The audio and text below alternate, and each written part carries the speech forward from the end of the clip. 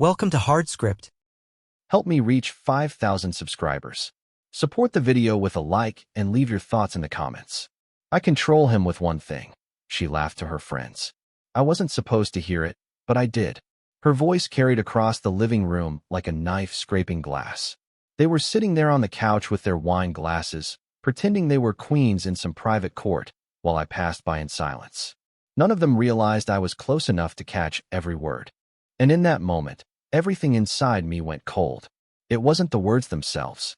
It was the tone, that smug confidence, that assumption that she owned me, that I was predictable, a puppet she could play with. She thought I wouldn't know.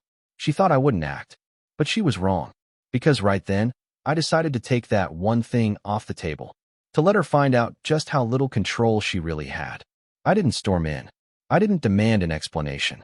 I simply stood there for a moment, watching her tilt her head back and laugh like she was auditioning for a role. Her friends nodded, eyes wide, as if she had just revealed some clever secret about marriage. I almost smiled, because in my head, I already knew the ending they couldn't see. That night, she came into the bedroom late, smelling like perfume that wasn't for me. She didn't notice I was awake, lying there on the edge of the bed, staring at the ceiling. She scrolled through her phone, giggling at whatever kept her attention long after midnight. Normally, I would have turned toward her, tried to bridge the gap, but not anymore. My silence wasn't weakness. It was strategy. The next morning, I made one quiet change. Something she didn't notice immediately. The first move in a long game. It wasn't dramatic. It was surgical. I rerouted my direct deposit, a small percentage of my paycheck disappearing into an account only I could see. Invisible to her, invisible to her friends. Money had always been the hidden foundation of her confidence, the thing she never had to think about.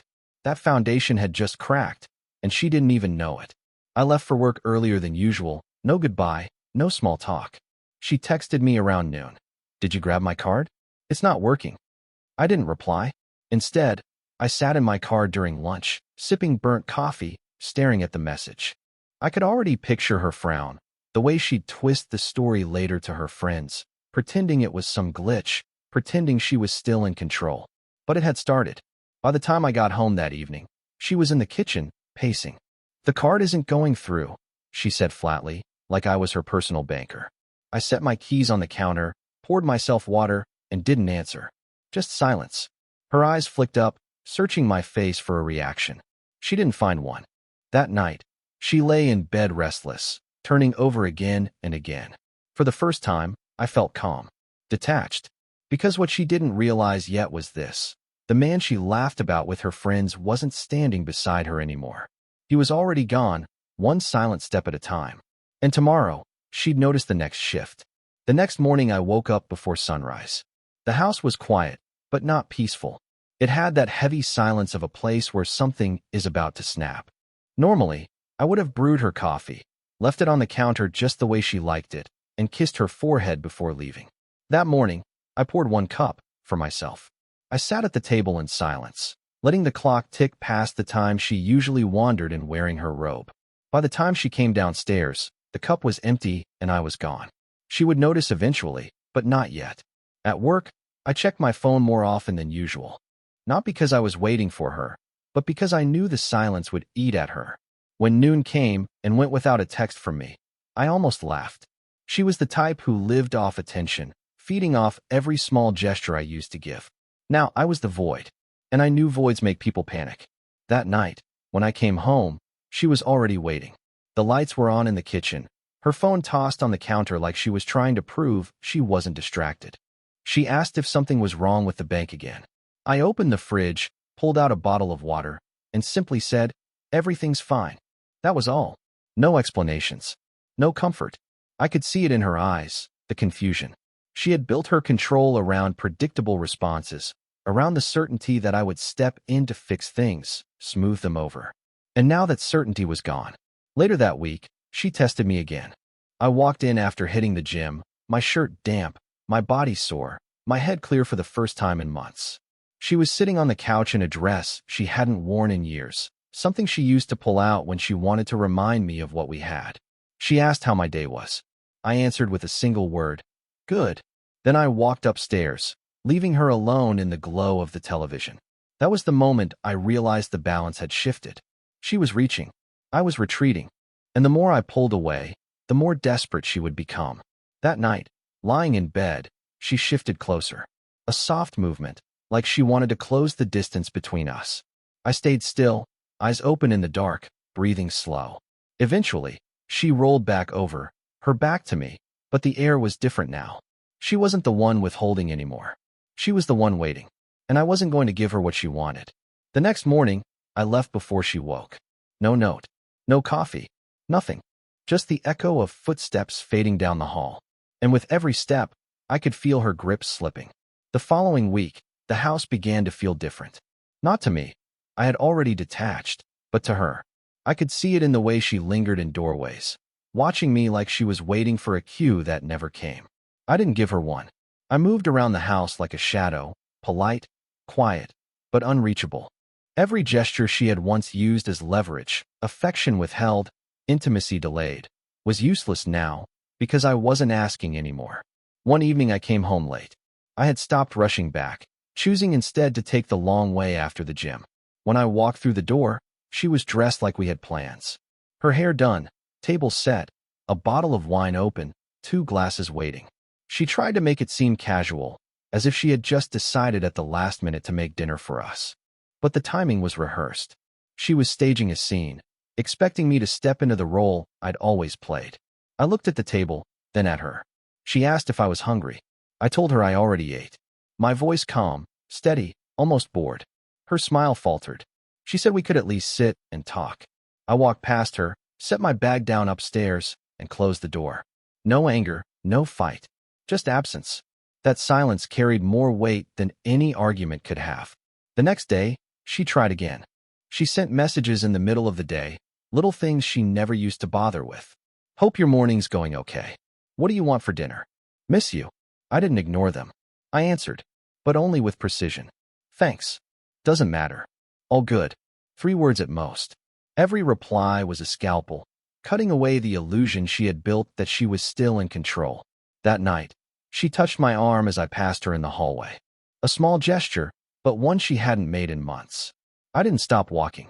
She froze for a second, her hand falling to her side, as if she couldn't process that I hadn't reacted. For years she had trained me to fight for scraps. Now the scraps didn't matter. I could feel the cracks forming. She was the one staying up late, restless, scrolling her phone with a clenched jaw. She was the one glancing at me across the table, searching for the old version of me that no longer existed. She thought silence meant surrender. What she didn't understand was that silence can be the sharpest weapon, and I had just started using it. By the end of that week, I realized something had shifted permanently. She wasn't testing my patience anymore. She was testing her own, and she was starting to fail. It was a Thursday night when I caught her slipping. I had walked into the bedroom quietly, later than usual, and she didn't hear me at first. Her phone was tilted toward her face, the blue light sharp against her features. She was smiling, a private kind of smile I hadn't seen in years. Then her thumb flicked fast, screen dark, face wiped clean. She glanced up at me like I had just interrupted a secret. I didn't ask. I didn't accuse. I just hung my jacket, placed my keys on the dresser, and went into the bathroom. That silence unnerved her more than any confrontation could have. In the mirror, I caught my own reflection, and for the first time in months, I didn't see a man begging for scraps. I saw someone in control, someone untouchable. By the time I came back out, she was pretending to sleep. Her back to me, shoulders stiff. I slid into bed without a word. That night, I slept better than I had in years. The next morning, she tried to bridge the gap. She made breakfast, something elaborate, the kind of effort she hadn't shown in months. Pancakes, fresh fruit, even coffee waiting. She smiled when I walked in, trying to act like it was normal, like nothing was wrong. I sat down, ate in silence, thanked her once, and left. No warmth. No acknowledgement of the effort beyond a single word. I could almost hear her frustration simmering behind me as I closed the door. By the weekend, the panic started to show. She asked if I wanted to go out, maybe try that new restaurant downtown. I told her I wasn't really feeling it. She asked again the next night, this time more insistent, suggesting we should spend some time together. I looked her in the eye, calm and steady, and said, I've been busy. Then I went back to scrolling through my phone. Her jaw tightened, but she didn't push further. That night, she sat on the edge of the bed, staring at me like she wanted to say something, but the words never came. She was waiting for me to break the silence, to reach across the gap I had created. I didn't. I turned off the lamp, rolled onto my side, and closed my eyes.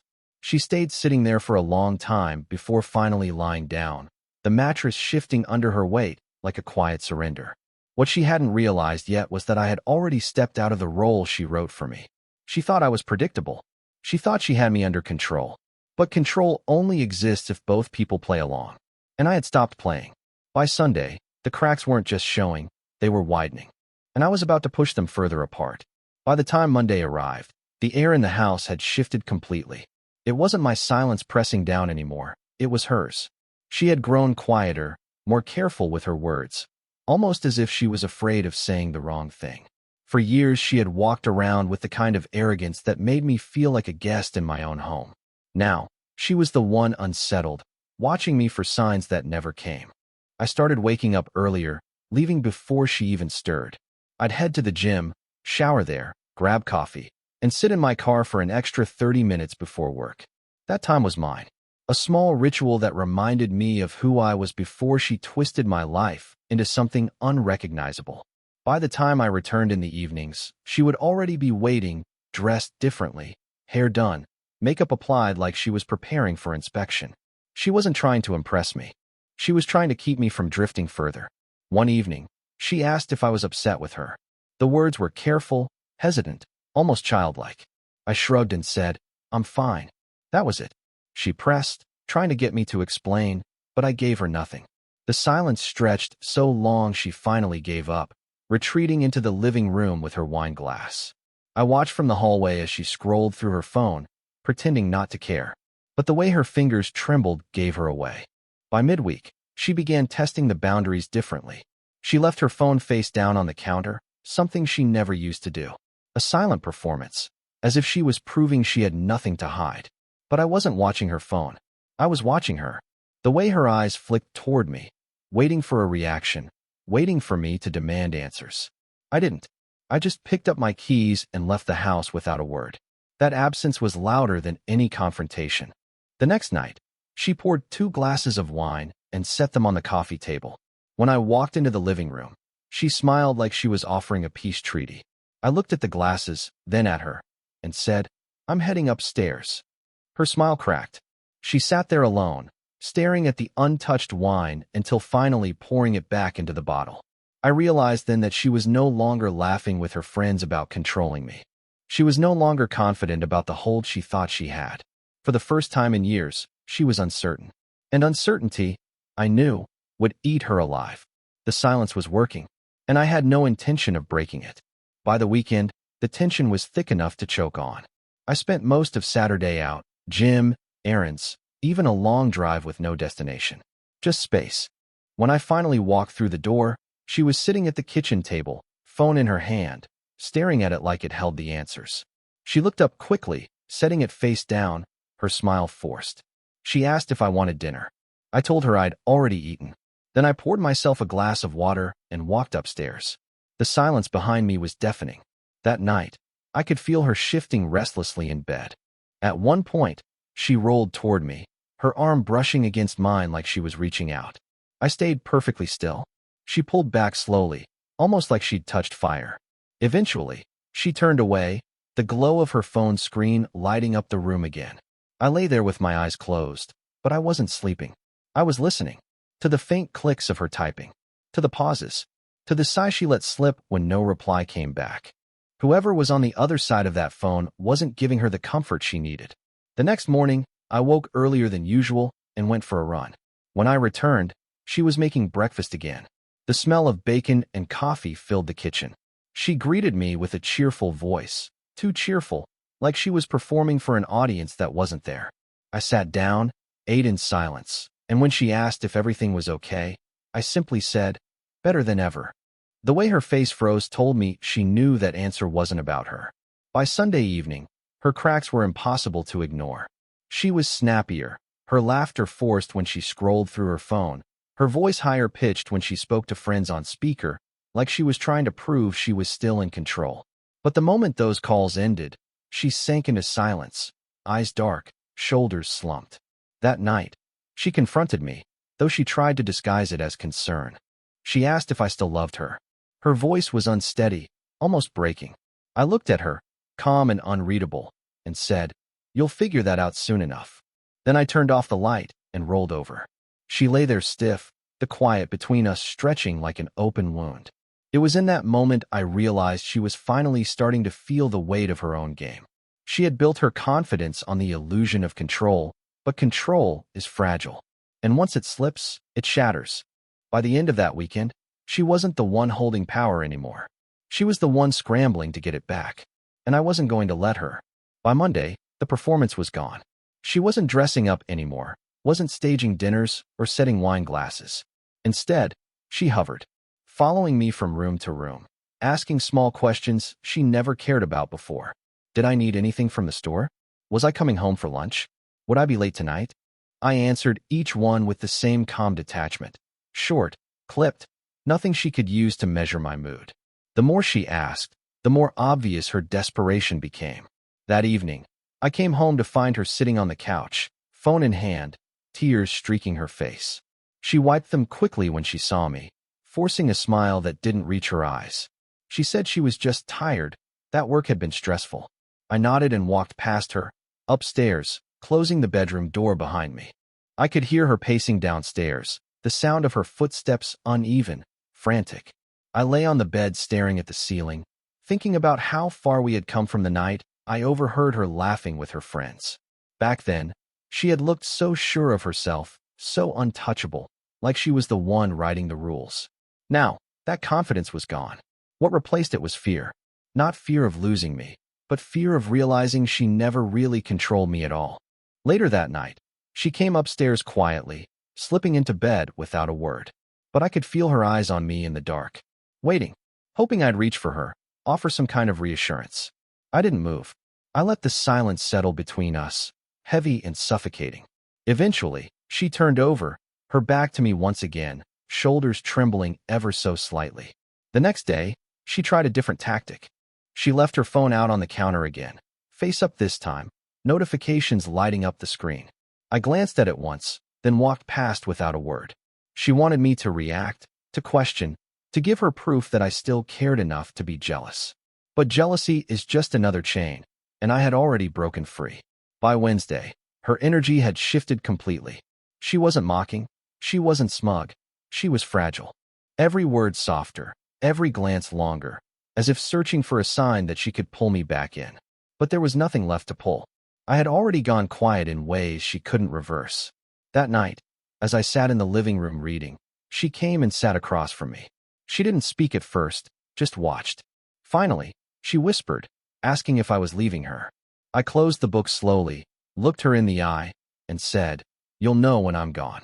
Then I stood, walked past her, and went upstairs. Her silence afterward wasn't peace, it was panic. And I knew then that she was finally starting to understand the reality she had created. The control she bragged about was nothing more than an illusion. And illusions always break. By the end of that week, I had stopped wondering how long she could keep up the act. The truth was, she was unraveling faster than I expected. I could see it in the smallest details. The way she lingered too long in the kitchen, pretending to tidy up just so she could glance at me. The way her voice cracked when she asked me simple questions. The way her laughter with friends no longer sounded sharp and mocking. It sounded forced, like she was trying to convince herself as much as them. On Friday night, I stayed out late. Not with anyone, not doing anything dramatic. Just driving, walking, breathing air that wasn't soaked in her presence. When I finally came home, the house was dark except for a single lamp left on in the living room. She was sitting there in silence, staring at the door like she'd been waiting for hours. When I walked past her without a word, she whispered, almost too softly to hear, asking if I still cared. I didn't stop. I just kept walking upstairs. The sound of her quiet sobs followed me down the hall.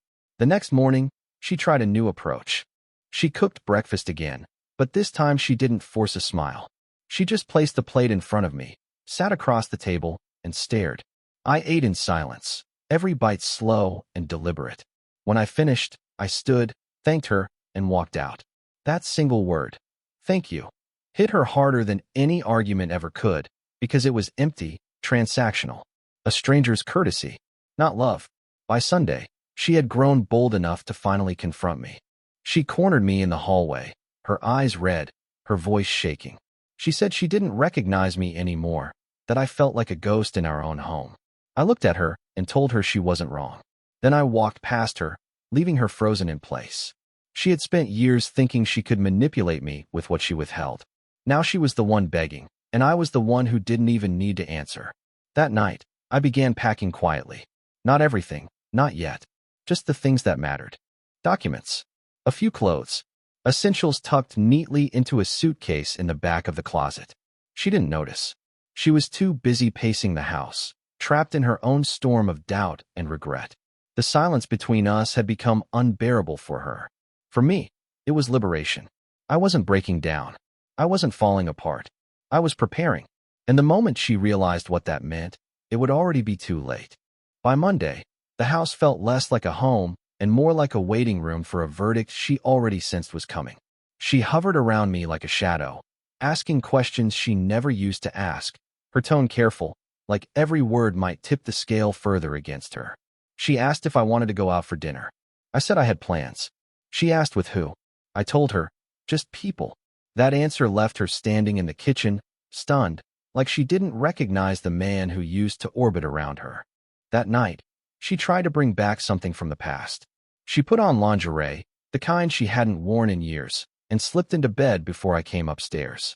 When I walked into the room, she was waiting under the covers, eyes wide with forced innocence. I glanced at her once, then turned, changed clothes, and lay down on my side of the bed without touching her. Her breath caught in her throat, but she said nothing. Eventually, she rolled away, her performance collapsing into silence. The next morning, I found her phone left face up on the counter again, notifications lighting up from names I didn't recognize. She wanted me to react, to question, to fight for her. Instead, I picked up my keys and walked out without a glance. By the time I returned later that evening, her energy had shifted completely. She wasn't smug. She wasn't distant. She was desperate. She asked if I was planning to leave her. Her voice cracked on the word leave. I told her nothing. Just silence. I walked upstairs, opened the closet, and zipped up the suitcase I'd been quietly filling. She came to the doorway, eyes wide, frozen. She asked what I was doing. I didn't answer. I lifted the suitcase, walked past her, and set it by the front door. That night, she paced the living room like a caged animal. I sat in the chair, calm, steady, sipping water, watching her unravel. She begged for me to talk, to explain, to at least say something. I didn't. I just let the silence stretch until it broke her. She sank into the couch, face in her hands, whispering to herself. In that moment, I realized the power had shifted completely. The woman who once laughed with her friends about controlling me was now crumbling under the weight of her own game. She had built her confidence on the illusion that I couldn't walk away. Now, she was staring at the proof that I already had. And tomorrow, when the silence became final, she would understand what true control really looked like. The final morning came quietly, without ceremony. I woke before dawn, the way I had been for weeks, but this time I didn't lace up my running shoes or head for the gym. Instead, I moved through the house slowly, deliberately, collecting the last few things that mattered. My documents, my laptop, a few clothes I had left behind on purpose. The suitcase by the door was already waiting, a silent declaration of what was about to happen. She stirred as I zipped it shut, her voice breaking through the dark. She asked where I was going. I didn't answer. I carried the bag down the hall, my footsteps steady, final.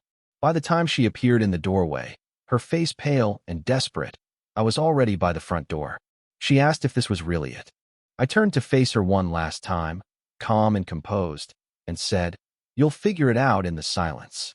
Then I opened the door and stepped out. The air outside felt different, lighter. For the first time in years, I wasn't carrying the weight of her moods, her games, her control. I was just me again. Behind me, the house stood still, the silence I left behind louder than any words I could have spoken. I knew she would feel it the moment the door clicked shut. The emptiness, the absence, the reality that the man she thought she controlled had slipped beyond her reach. I didn't look back as I loaded the suitcase into the car. My phone buzzed once in my pocket, her name flashing across the screen. I let it ring. Another attempt followed, then another. I started the engine, let the calls fade, and drove away without answering. She had built her confidence on the idea that I would always respond, always bend, always return. Now, she was left with nothing but unanswered calls and the echo of her own laughter the night she bragged about controlling me. As the miles stretched behind me, I felt no anger, no sadness, only clarity. She had spent years thinking power came from withholding, from manipulating, from testing boundaries. But real power came from silence. From walking away without shouting, without begging, without giving her the satisfaction of a scene. By the time I reached the city limits, my phone had gone quiet. I smiled, not out of victory, but out of freedom. She was alone now, left with the silence she had once mocked. And in that silence, she would finally hear the truth. Control was never hers. It was mine all along. Support the channel by liking, commenting, and subscribing. I promise even more interesting stories.